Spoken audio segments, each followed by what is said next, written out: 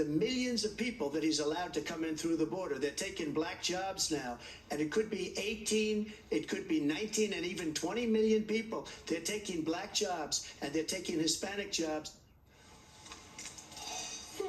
So what jobs would those black and Hispanic jobs be, I wonder? I mean, 1, 2, 3. Right. Does he think these are black and Hispanic jobs, or what do you think he was talking about? Well, you know, it's interesting because he says 18 to 20 million people coming across the border. So which is not true. Which is not true. But I guess they're all what, CEOs and former lawyers, former RNC chairs. What black jobs are you talking about, Mr. Trump? I mean, you want to make a play to black folks, you can't even show up at a barbershop. Oh, because he called in. You call into a barbershop and you're going to talk to us about black jobs? Shut the hell up. You know, why do we even entertain this crazy from this fool? Because first of all, I am very dismayed that after all the op-eds and the reporting and about Donald Trump's outreach to black voters and Hispanic men, black men, Hispanic men specifically, on the debate stage, we got one question.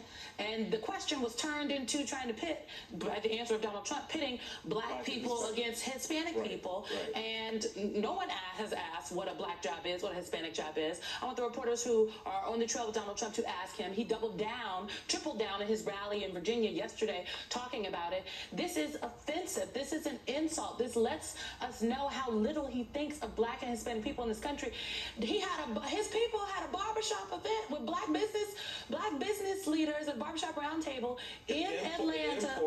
Imported participants, and then Donald Trump couldn't even show up. He called in and started talking about his mugshot.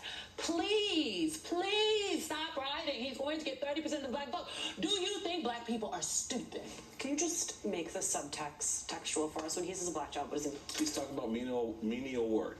That's what he's talking about. He's categorizing the skill set of individuals in this country, and he has a view of what we are capable of doing, and nothing more.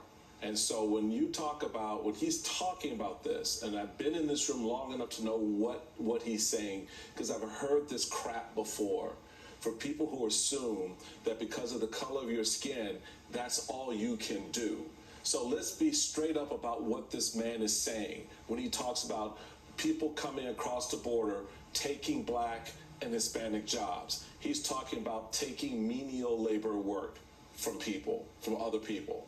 And that is just, for me, it is not even, it's beyond racist. It's un-American because it diminishes the aspirations of those individuals who do come, and it certainly diminishes the aspirations and opportunities of those of us who are already here. And it's gross because he thinks he's inoculating himself against claims of racism. Exactly. Which is why he must be asked about it. I mean, this matters for 2024 and beyond.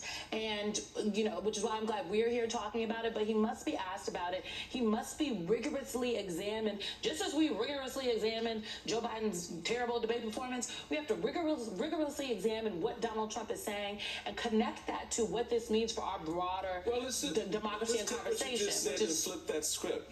Joe Biden, in the course of that debate, had turned around and said, I'm about creating, black jobs. What do you think the press would do with that? I mean, the first question out of their mouths would be, what is a black job?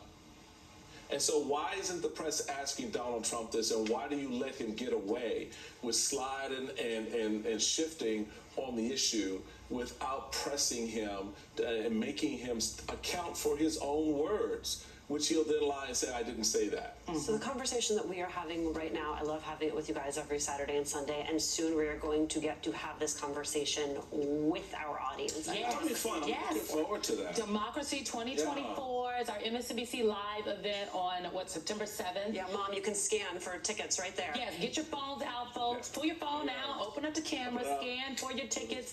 Go to msnbc.com/democracy2024. We'll be in Brooklyn, New York on September 7th.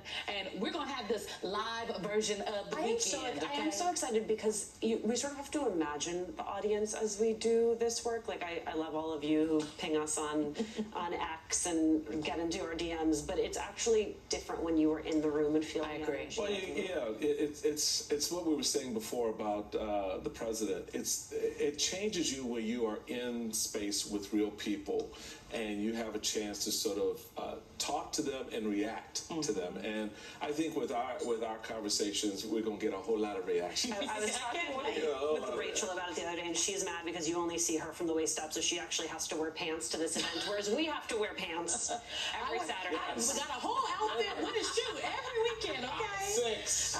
Not a 6. Not a 6, okay? And with strong 10-12. There's more of the weekend after this. The next hour on Velshi, Trump's former fixer Michael Cohen joins to talk about his former boss's